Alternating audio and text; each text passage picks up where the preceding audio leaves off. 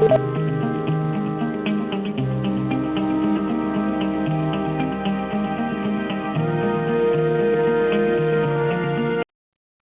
good afternoon, everyone, and welcome to today's SCORE webinar, Demand-Driven Marketing.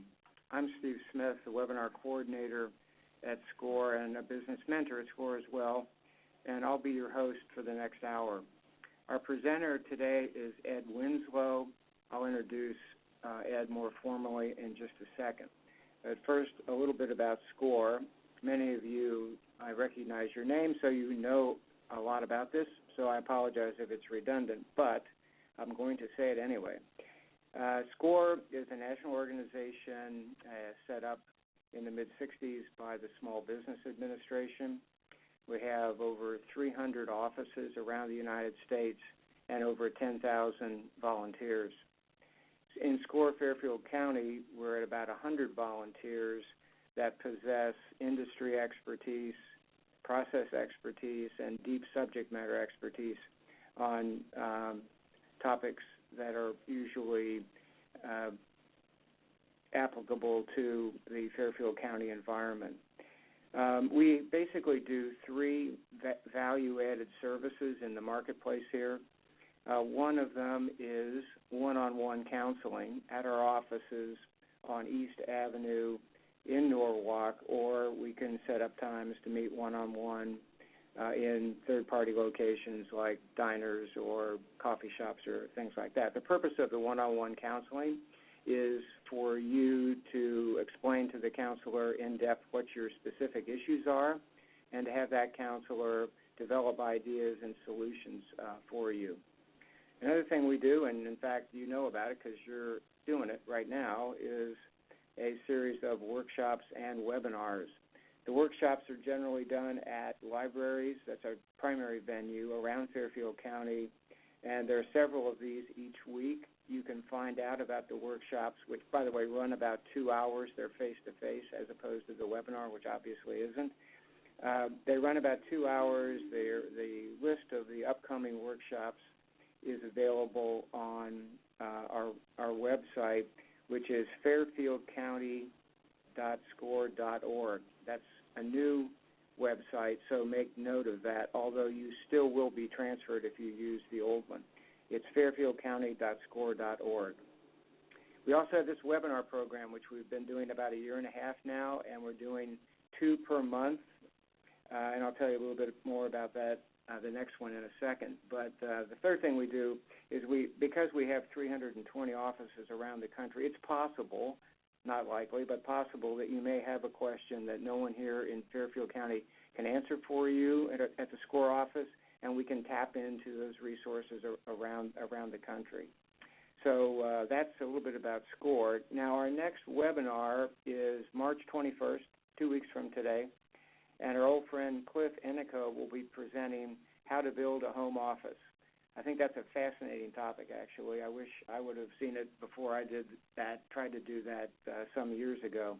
You can find specifics on that webinar, again, on our website, fairfieldcounty.score.org, and you'll be getting 2 email reminders about that webinar, one a month before and one several days before. Today's webinar, like all of our webinars, will go for 1 hour and will end at 1 o'clock, and it's being recorded.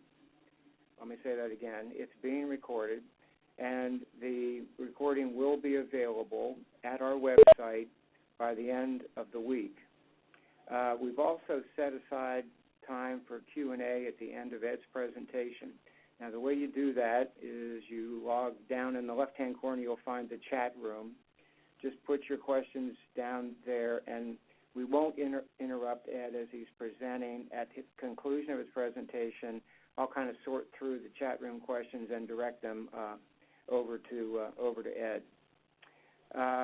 So thank you very much for joining, and now I'm going to introduce our speaker, Ed Winslow. He is the founder of NicheQuest, which is an internet consultancy that specializes in creating demand-driven business models for small business owners and entrepreneurs. I'm going to just make a little segue here. Most of you probably saw our the survey that we sent out asking for ideas about what we can do from a subject matter point of view to deliver more value to you, our clients. And the overwhelming majority, the largest single responses were in the area of marketing and social media, marketing and internet. How do you use the internet to do marketing, reaching customers? All that was overwhelmingly the most popular response. So we're right on target here with Ed's presentation. Ed helps his customers develop SMART goals, S.M.A.R.T, which are specific, measurable, achievable, realistic, with time goals and with a profitable return on investment. So we all like to be smart, so Ed's going to make us smarter.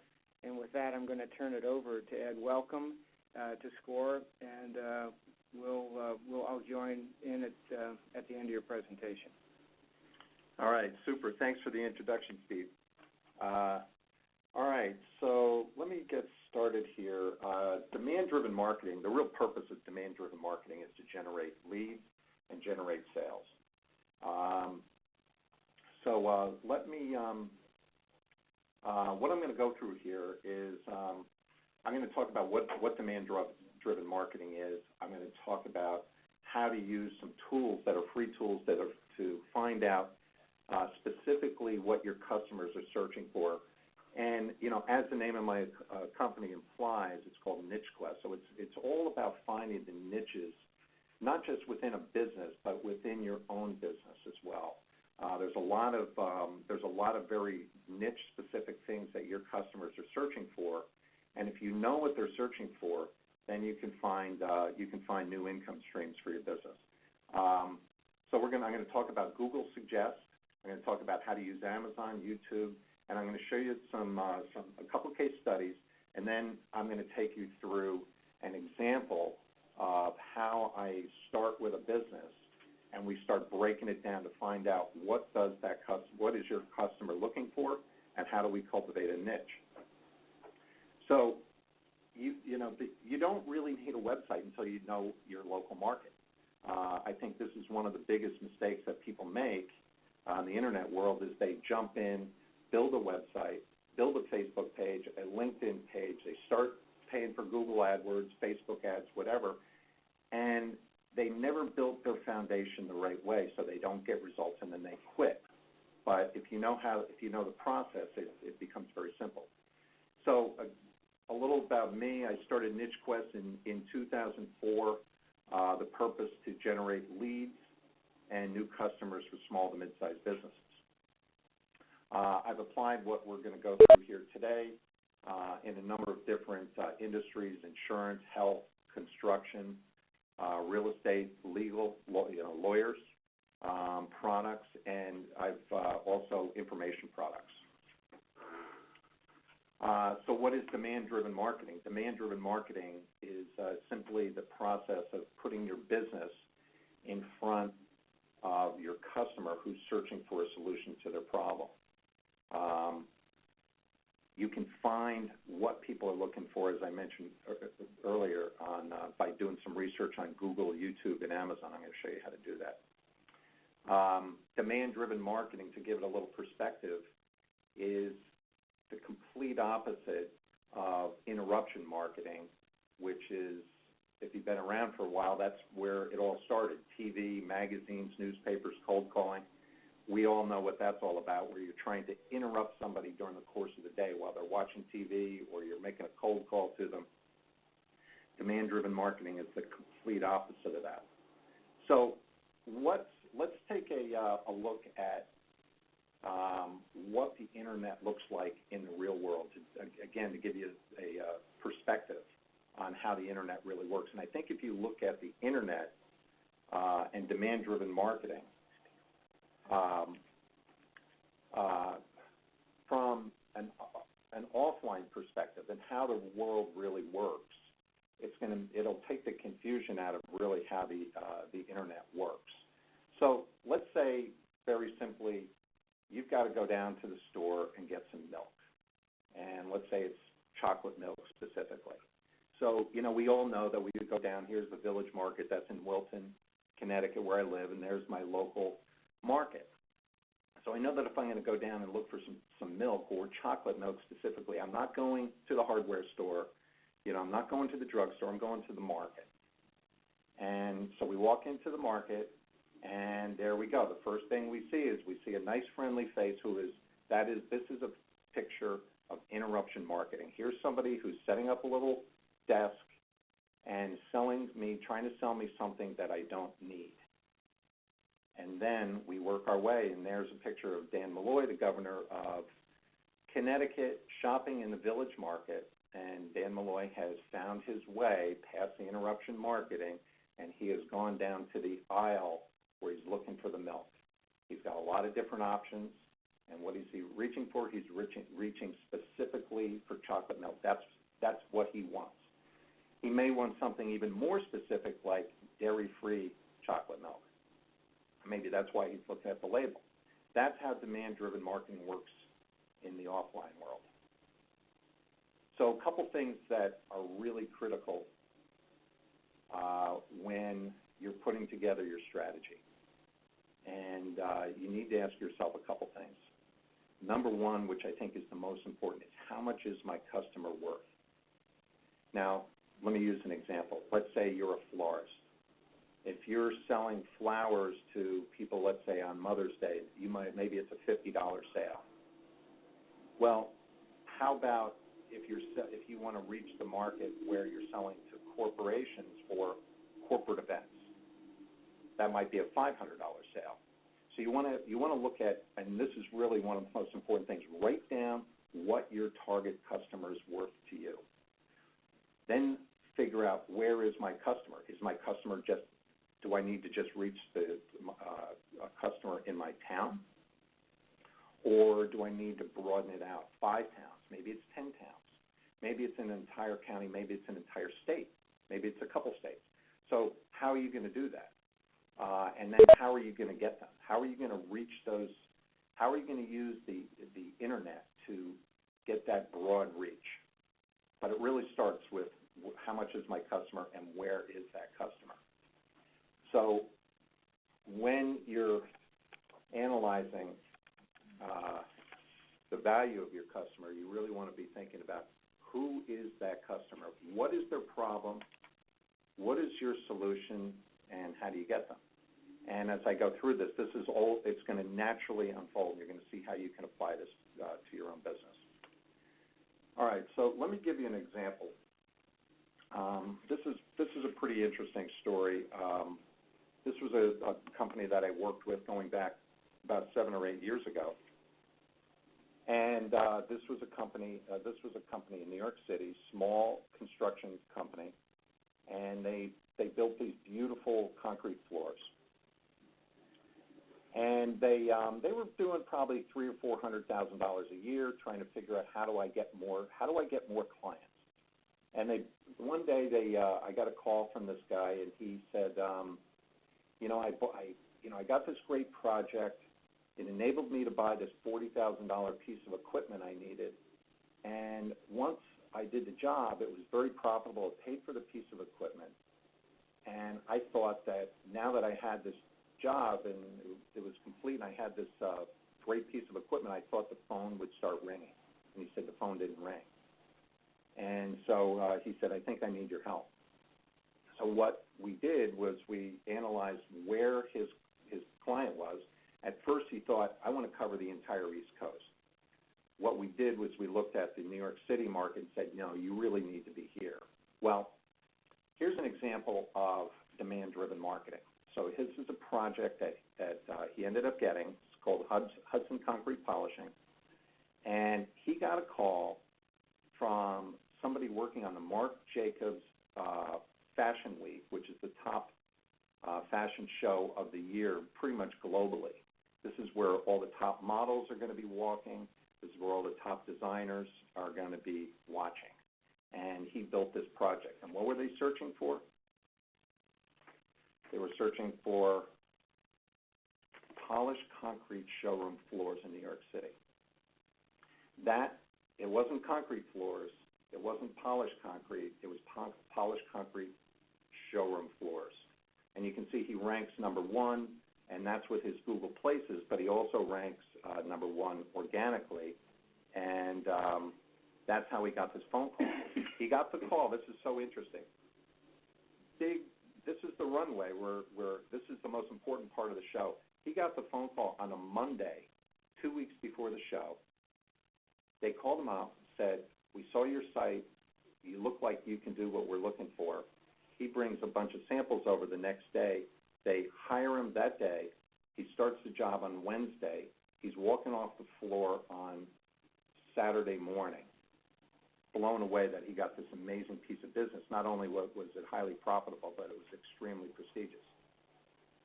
So let me show you another one. So let's go over to the other side of the country. There's another company who's a commercial and residential painting company, and they're in the corridor between Portland and Salem in Willamette Valley, which is where they grow a lot of these, produce a lot of these Pinot Noir wines. And I said to him one day, "Is there anything interesting that you can tell me about some of the leads that have been coming in that you've been able to get and convert into sales?" And he said, "Well, we just painted this metal fuel tank." And I said, "Oh, that's sort of interesting. I don't know anything about metal fuel tanks." And I said, "Tell me about the project." And so, after he explained it to me, I had a little bit of understanding about it. I said, "Well, would you like to get more of those kind of projects? So how would you get a project like that?" So I said, "Well, why don't we just write a blog post, and we'll title it Metal Fuel Tank Painting, Portland, Oregon." And we use various keywords in the blog post like rust removal, metal fuel tanks, metal water tanks. If you do a search for metal fuel tank painting in Portland, you're going to see that blog post has been sitting there right in the very top of the search for the last year and a half. Last year, that brought in over $100,000 worth of leads. It was a very, very specific search. You can see that this is how people are searching online. They're searching. They start out with general searches, and then they get very, very specific as it relates to them. Now, here's another one. Let's come back onto the East Coast. We're in New York City. This is another company that I worked with, and they are in the short-term office space market. This is actually a small business owned by Bernardo Realty Trust, and they are in the furnished, temporary, short-term office space rentals and conference rooms. And so what we did was, when I looked at their business, I said, if I'm renting one of their offices, which is about $2,000 a month, now the average tenant stays for about 10 months. So the average tenant to them is worth $20,000. There's no broker fees, so this is really an internet-driven and word-of-mouth type business. And so I looked at the market, and I said, well, you've got 4 locations. If I was searching online, what would I search for? I was putting myself in the customer's shoes. And if you're looking for an office, a small little furnished office in New York City, you're not just looking in New York City. You want to be someplace specific. Either you're coming in from New Jersey or Long Island, and you're going through Penn Station, or you're coming in from Connecticut or Westchester County, and you're going through Grand Central. Or maybe you come in once in a while and you're a professor and you teach down at NYU, or you're a doctor and you need to be near a hospital. You're going to search for something specific as it relates to you. So here's a sample search. And this one has done so well, and they have a location at One Penn Plaza. This search has done so well for them and helped them keep their space full at One Penn Plaza. So if you search furnished office space near Penn Station, you can see that their Google Places ranks number 1, their website ranks number 2 for a specific search. And then if you look down below, I don't know if you can see that, but this blog post was written on October 29, 2012. Here it is we're coming on 5 years later. It's still ranking, still pulling in tenants. Now, if we go a little different, this is more of a facility-related search, but this is another one of those scenarios where they told me a story about how they got this film production tenant who leased a 2,000 square foot office in the interior that had no windows. And they had a number of these interior offices that didn't have any windows. They had never been able to lease them. And one day they got a film production company that came in and leased one of the offices. And I said, would you like to get more of those kind of tenants? And they said, absolutely. So I said, well, why don't we write a blog post and let's title it Film Production Space for Rent NYC. Here we are. You can see that blog post. October 18, 2012. It's still ranking. It's still pulling in film production companies. And, it's just a very, very unique search. And this is the way you really need to think about your own business. All right. So now I'm going to take you through a scenario that I worked on recently with a insurance agency. Now, you can apply whatever business you're in. You can apply this to your business. I really haven't found a business that this doesn't apply to yet. So I'm working with a local insurance agency with a couple locations, and I'm talking to them about who are your target clients, where is your market, what is the value of your client, and they, laughing, they said, well, we actually have a program for the wealthy individual who has a $250,000 Ferrari that they like to race on the weekends. And they said, we'd love to get more of those kind of clients because then it can lead to their homes. They might own a business. So what do? We go over to Google. Now, I'm sure you've used this before. When you do a search on Google, this is actually called Google Suggest. You start typing in a keyword phrase, and then Google's going to show you some additional ideas, some suggestions based on searches that people make. So one of the keyword phrases that I started looking at was classic cars. But I thought, if I don't know if I owned a Ferrari, if I'd be searching for insurance for classic cars. I think I'd probably search for something that related more to me because I care about me. Okay, I care about me and my car. We can see when you do when you search on Google Suggest that Google is actually showing other niches. Small business, self-employed.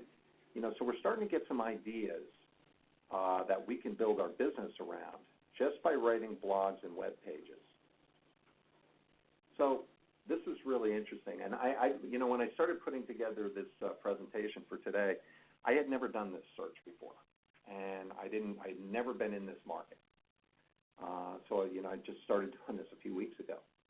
So as I'm doing my searches with using Google Suggest, I type in insurance for. Now it's always a good idea to type in whatever the term is. It could be plumbers for, or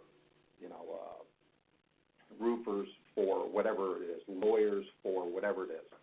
And that's a good way to start your search.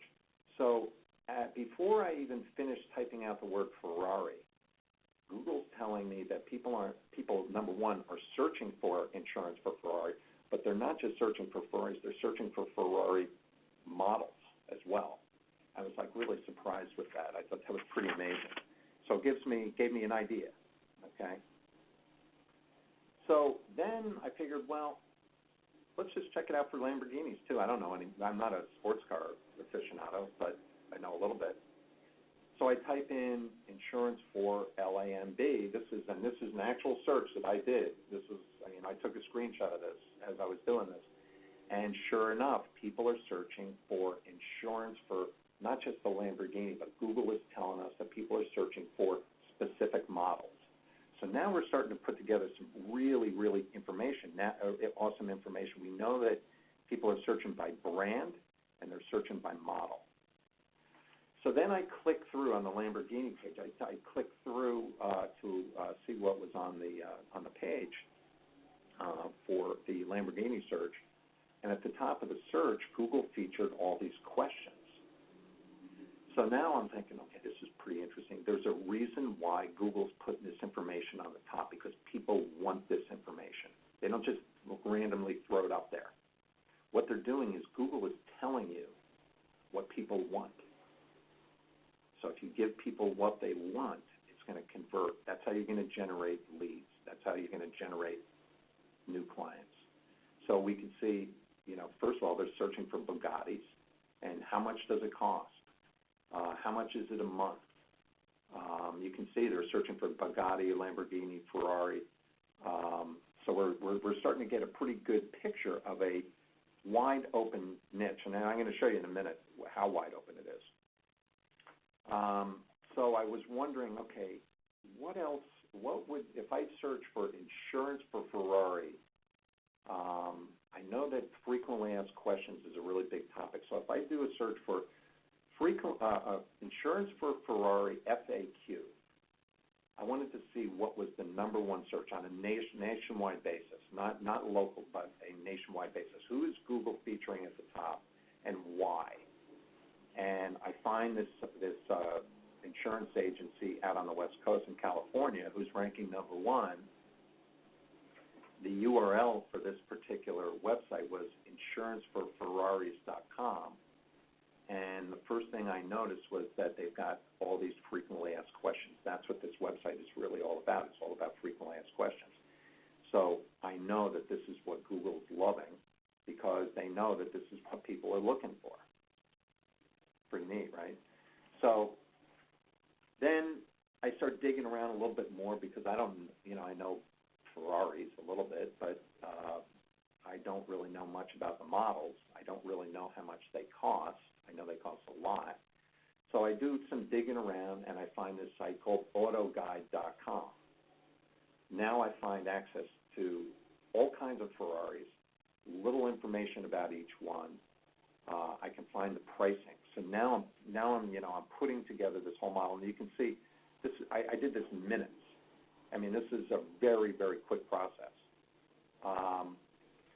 Then the next step that, in addition to using Google Suggest, I'll also use YouTube. I want to know I'll go over to YouTube and do a search for, insurance. In this case, I did a search for insurance for classic cars, and I found 3 videos. The one down at the bottom had 1,200 views in the last 8 months. The other ones had about 1,500 in the last 3 years, so about 500 a year. And I'm thinking, okay, this is pretty interesting. So here's a couple videos that I can watch. I don't know anything about the classic car market. I don't know much about Ferraris, but now I can watch videos, and I can learn what professionals are talking about. And I know that these are good videos, because these are the most in-demand videos, because they have the highest amount of views. So you can see how this is unfolding. We're developing a very niche strategy within this insurance agency. Now, the other resource that I use all the time, and I work with businesses on this, is that let's also go over and look on Amazon. And if you go over to Amazon and you type in, do a search, again, Amazon is a demand-driven channel, just like YouTube is. You do a search for classic cars, and you're going to find all kinds of books. So what I do typically is I'll look at the books with the highest amount of reviews, and the reviews are key, because that shows engagement. That shows more of a passionate audience. And then I'll click through, and I'll go look at what we see here, where I can see what the book is. I can click the cover, and I can go in and I can look at the table of contents, and I can see the content that's been created that is in demand, that people are willing to pay for. So I know that this information is really good. So all of a sudden, I might even go out, if I'm going to work this niche a little bit, I might go out and buy this book, and very, very quickly I'm becoming an expert in the classic car market. So now what do we do with it? Okay, we've got this information, and how competitive is it to rank on Google? So just a little tool that we use in the internet marketing business, which is very simple, is if you do a search with quotes around it, Google's going to show you how many competing results there are for that particular keyword phrase. So you can see in this case, if you do a search, now this is not how people search. This is just a way to determine how competitive it is online. So if you do a search, in this case, insurance New York, you can see there's 413,000 competing pages. So we know that is very competitive. But if we drill it down a little bit and let's do a search for insurance for Ferraris, all of a sudden the competition drops down to 2,540 pages. Now, that still, to me, as an internet marketer, knowing how to do this, is not that competitive. I could rank number one for this, or very close to it. So let's take it one step further, and let's do a search for insurance, because we are local and this agency is local. Let's do a search for insurance for Ferraris New York. And we can see that Google's telling us that there are no results found for this. I know that I can rank number one for this. Pretty interesting, right? You can rank number one for insurance for Ferraris New York. We know people are searching for Ferrari insurance, and we haven't even talked about the models here, which is going to be less competitive. So now I'm wondering about other cars like Porsche, and I do the same search, insurance for Porsche Greenwich. Now, if I did the insurance for Porsche New York, I'm probably going to find, I know I'm going to find the same result as I did for Ferrari. There's no online competition. This is a wide open niche in local markets. So we can see here that insurance for Porsche Greenwich, which is a very affluent town with a lot of Porsches and Ferraris and all kinds of high-end cars, these keyword phrases are all wide open. I took it another level. Let's search. I know people high-end in wealthy areas, people drive Range Rovers. Insurance for Range Rover Connecticut. No online competition. We can rank very easily and quickly for this. And we know people are searching for this. Let's take it another step further and go into something even more general like Ford. So insurance for Ford in Connecticut, no, Google's showing us right here in the bottom. You can see that there's no results found.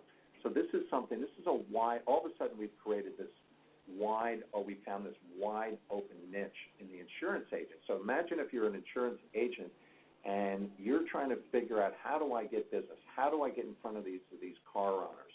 Well, here's an opportunity to get massive amount of results, establish yourself as an expert in this niche, brand by brand, model by model. And so, how do you do this? What is the secret formula for dominating your local market? Well, in this case with the cars, you can just write blogs on your website, and each blog can be around a specific brand. And you could even write about different models on each page. So now it gives you an opportunity to get numerous ranking results off one page, not just insurance for Ferrari or insurance for Ford. You can now start ranking for all kinds of different models. You might even get national results on something like that. You might be able to rank nationally, which gives you a lot of visibility. That is how you would get in front of the Ferrari owner, which otherwise might be almost impossible to get in front of that owner unless you're going to trade shows and things like that. But if you want to take this into here's another idea, is that you could actually, as an insurance agent, you could probably walk down to your local Ferrari dealership and walk in and say, I'm doing some research on the insurance market for classic cars. I'd love to talk to you about Ferraris. Versus going in there and saying, I'm an insurance agent, and you're going to get thrown out the door. But if you're going in from the other angle with a soft, non-salesy, non-threatening, I'm just in here to do some research. Love to talk to you. So anyway, this is how you do it.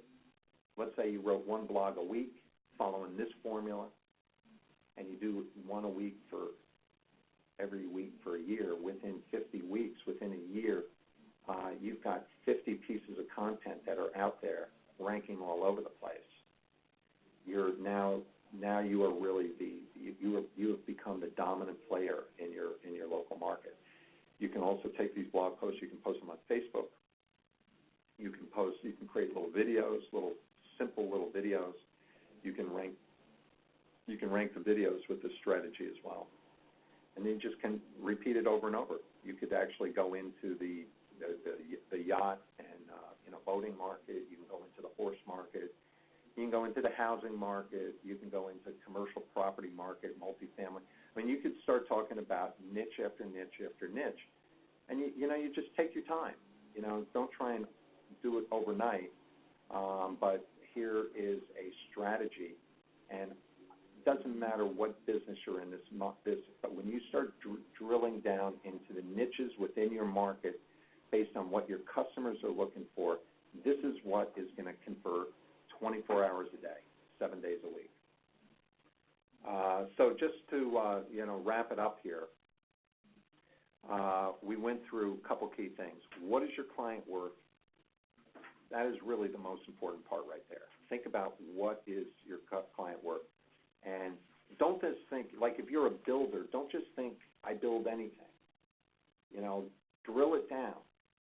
Basement remodeling, bathroom remodeling, garage remodeling, basement waterproofing, whatever. If you're a lawyer, look at, let's say you're a bankruptcy lawyer, Chapter 7, Chapter 11, Chapter 13. What are the frequently asked questions? Go to Google Suggest, do your research. Go over to Amazon, find the books with the top reviews, and look at the table of contents. What has somebody spent a lot of time researching, publishing, and now you know what people are willing to spend their money on, so you know that information is good. Go over to YouTube, follow the same question. Frequently asked questions, do your competition analysis, rate a 350 or 300 to 400 word blog post, stick with it, and just repeat. And that's about it. That is as simple as it is. It's simple to me. I've been doing this forever. So it's very obvious to me. But this is what I do. This is how I help businesses really develop their business plan, because once you have this concept down, everything else starts to work. It really becomes not just an online strategy, it also becomes an offline strategy as well.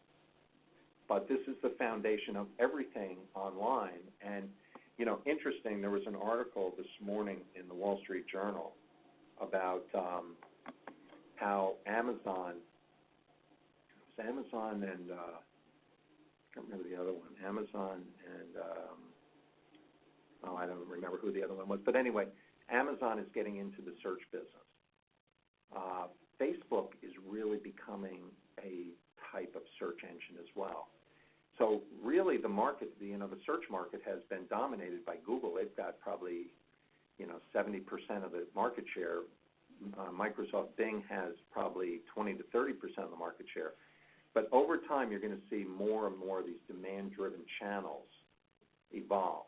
But one thing's for sure, it's all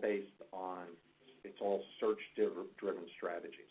So if you understand this concept, it's going to, now you're going to understand how you can break down your business model. You're going to be able to build your business around what customers are looking for, not what you think they want, but what they actually really want. And I've created a little guide.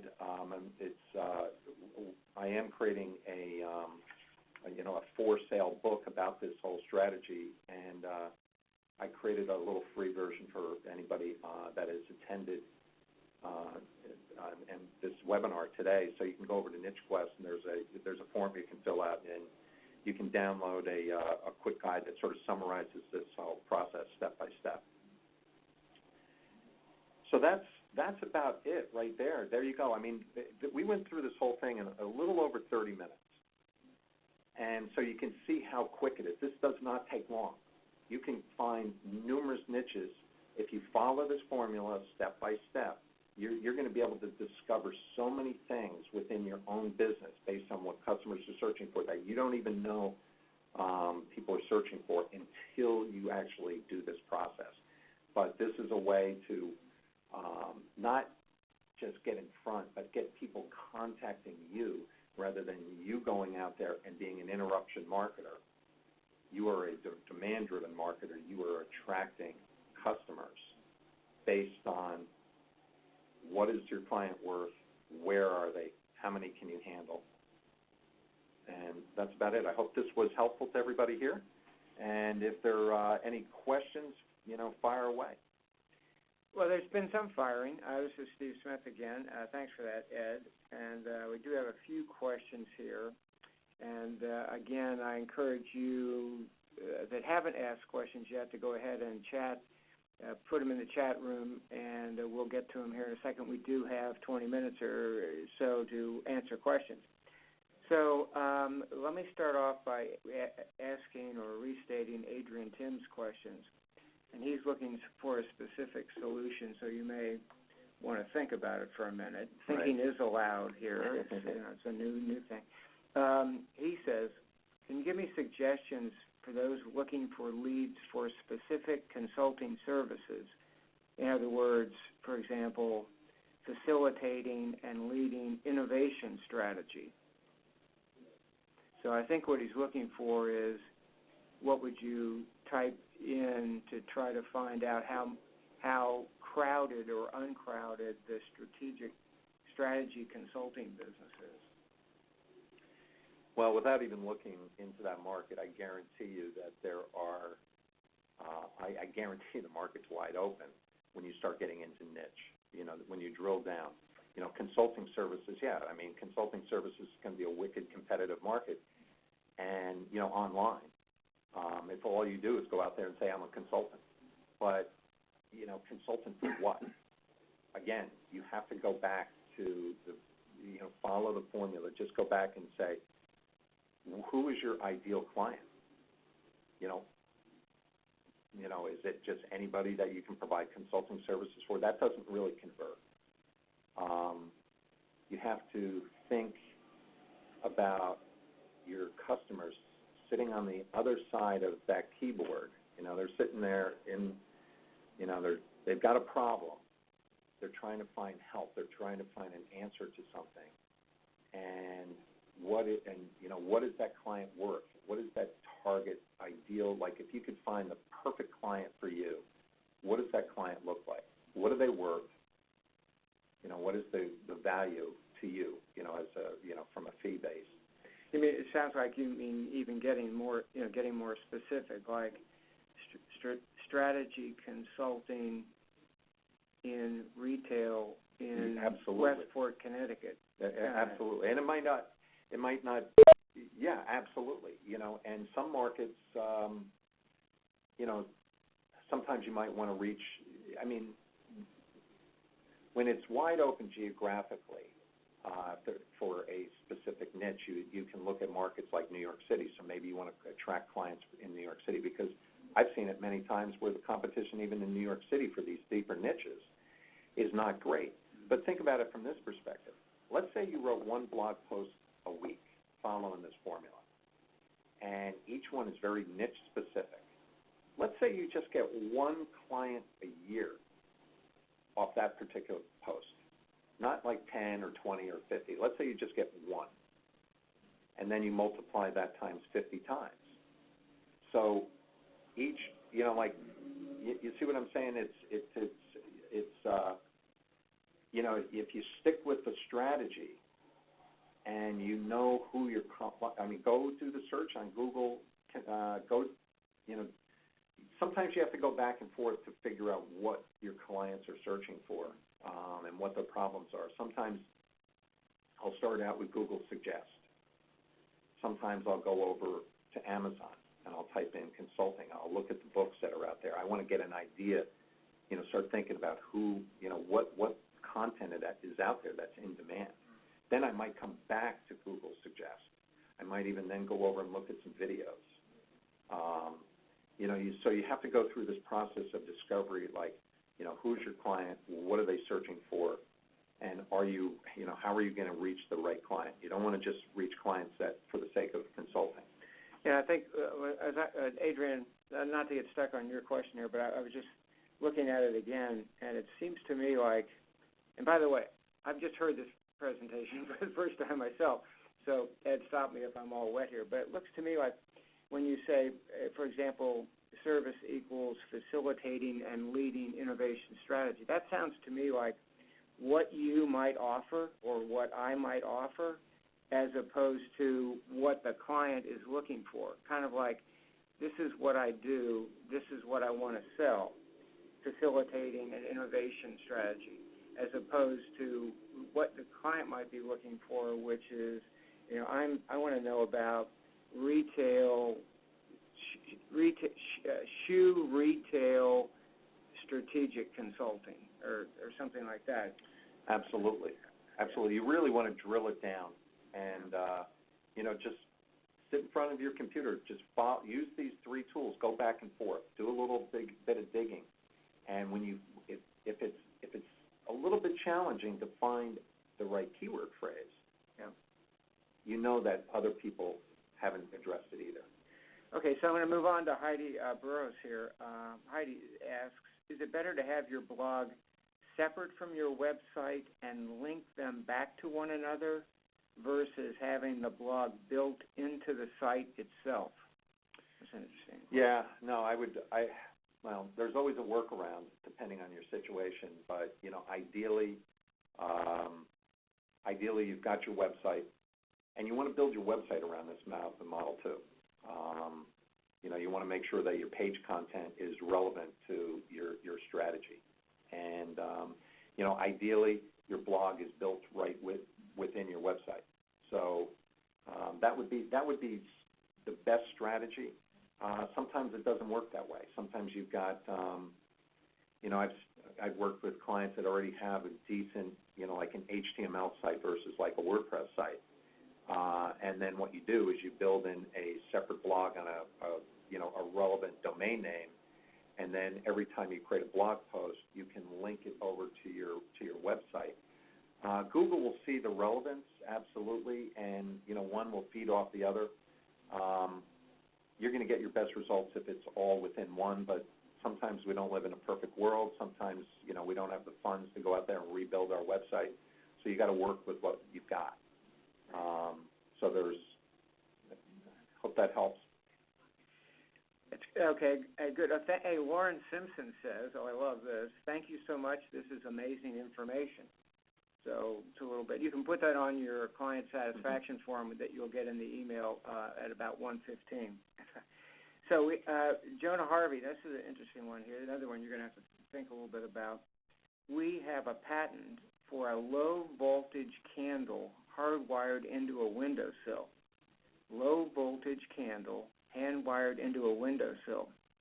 The whole house activated from one switch computer.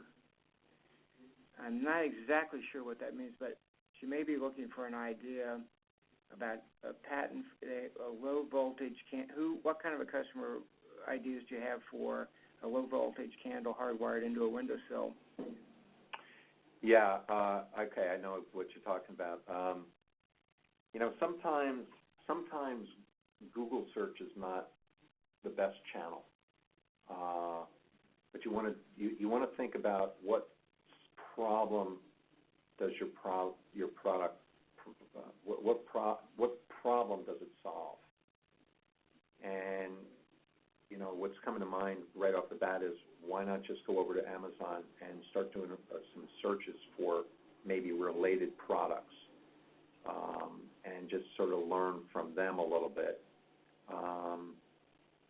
There are some times when this strategy works really well for building your foundation, but your clients, the channel that you might want to reach is either, it could be, let's say on Facebook. So Facebook ads might be the better marketing channel than going the Google route.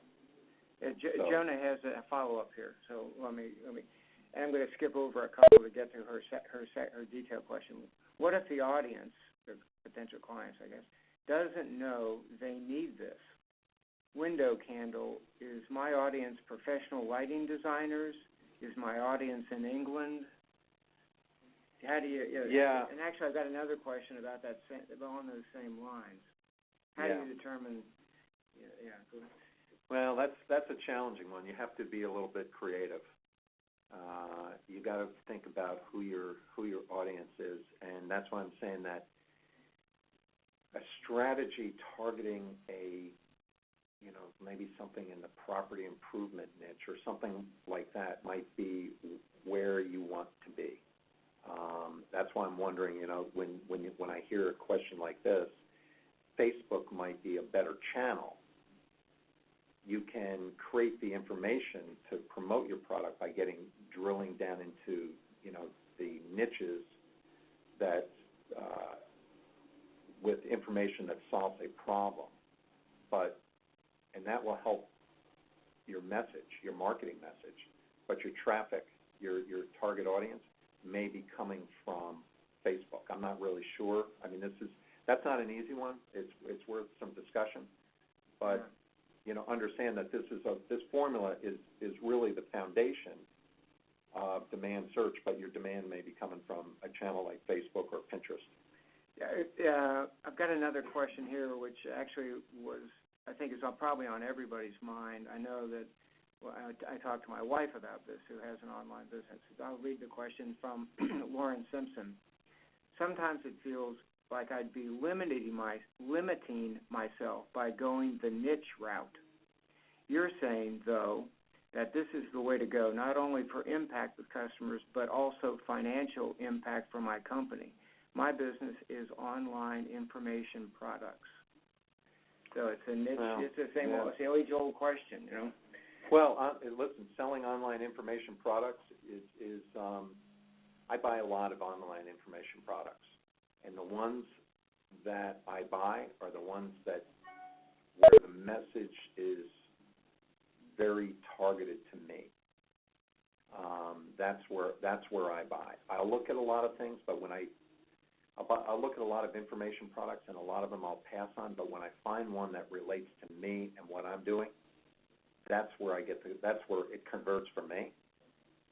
So it's really, drill it down, and you can take the same information product and you can recreate it numerous different ways. But if you just go out there and say, here's my information product for every small business in the world, well, why not take your information product and break it down and say, okay, information product for lawyers, information product for roofers or painters or chiropractors, and you can probably break it down that way. That's where you'd probably see higher conversion by breaking it down to a niche. So you've got your umbrella, which is whatever it is, whatever the services that you provide, the information that you provide.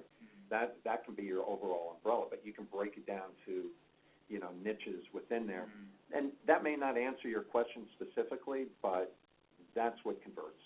But again, just off the top of my head, what I was thinking was, I think the fear that everybody has is if I go niche as opposed to shotgun approach, I'll miss a whole bunch of opportunities.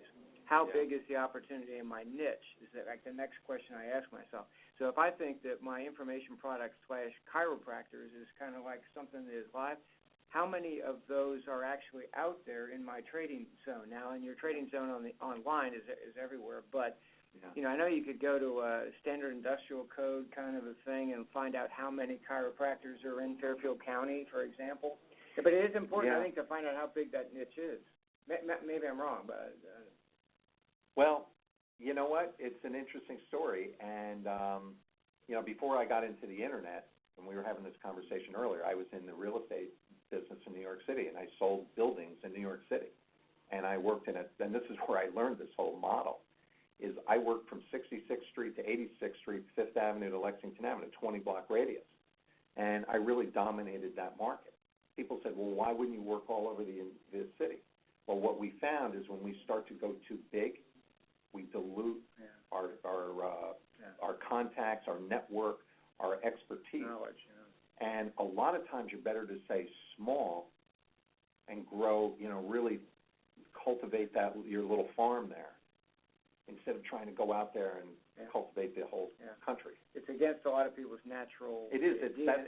That can be very, very hard because the natural thing is I want it all. I need to reach everything. Yeah. But a lot of times you're better off to stay in a really tight little area, get that producing, and then expand it. Yeah, right.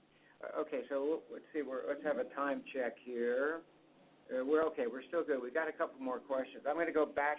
Ray, I haven't forgotten about you. Ray McClellan asked the following question.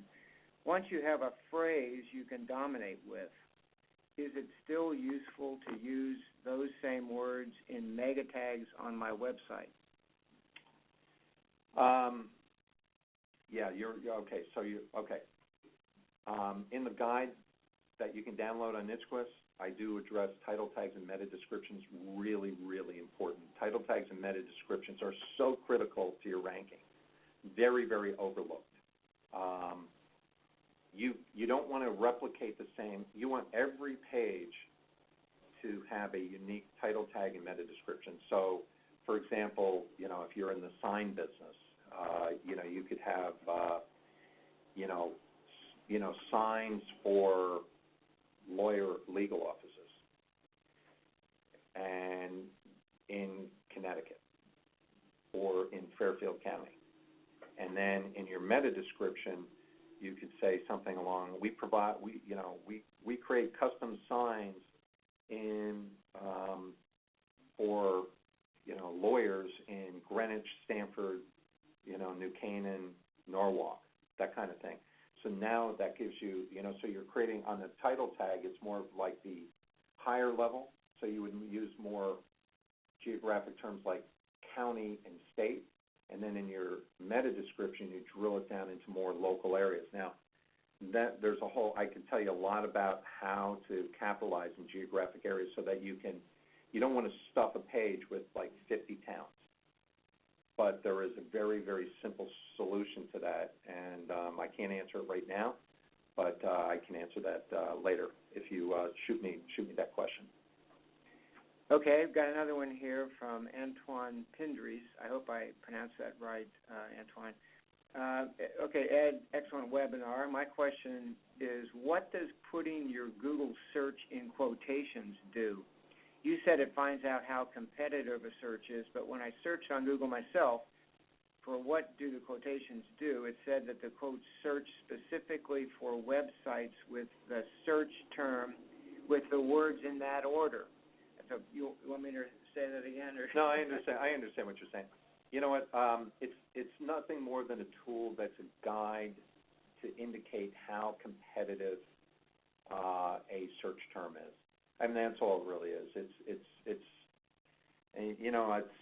just one of those tools that it's a very simple solution to search a specific keyword phrase, and then from there you can actually go and there's more to this than I've just gone over here today. There are ways to then take that information, go do a search for like insurance for Ferraris New York, and take a look at who's ranking get rid of the quotes. Do a search, insurance for Ferraris New York, and see who comes up. Look at their content. Look at their pages. Look at their title tag. Look at their meta description. I can show how to do that.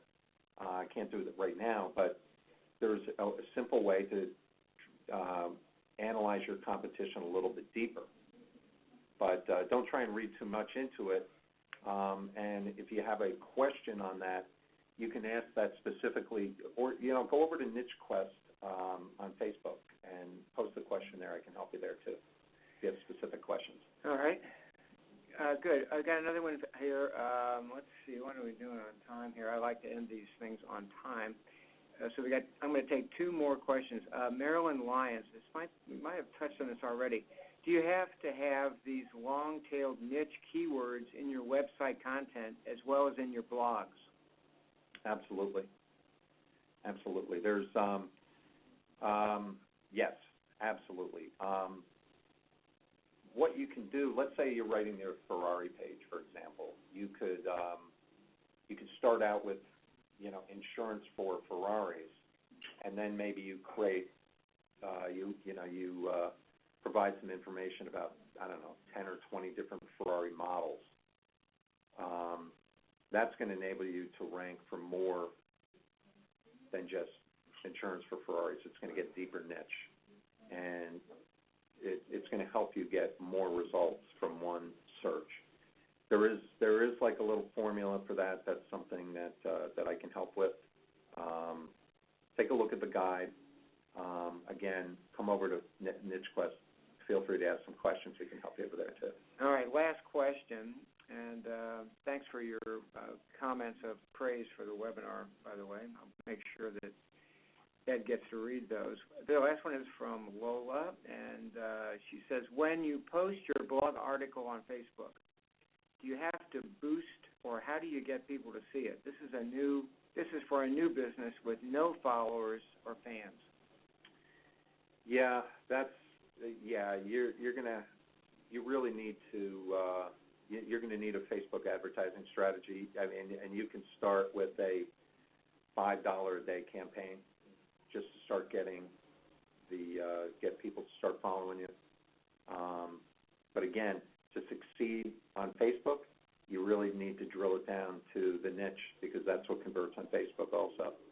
So if you're brand new and you want the exposure on Facebook, start out with, and I'd be really careful that just, Facebook is a little bit of an art form too. You can spend money pretty easily that don't produce results just by going in there and spending money on ads if you don't know what you're doing. That would be what you would do. Go over to Facebook, create some ads, target specific audiences, whether it's a specific interest and or a specific geographic area, depending on what your product is. Great. Okay, we're going to stop it there, right on time. I love it when a plan comes together. Just quickly, a reminder, we do have these webinars on the first and third Tuesdays of every month. The next one's March 21st. The topic is building a home office with Cliff Enico supplying the expertise. So on behalf of SCORE, thank you everybody that attended and participated so vocally, if you can call the chat room vocal. And a special thanks to Ed Winslow for presenting. We got a lot of really good positive comments. I'm glad everyone enjoyed it. And again, one more time, you can see this for replay at fairfieldcounty.score.org probably before the end of the week. Thank you very much, and hope to see you at our next webinar. Bye-bye.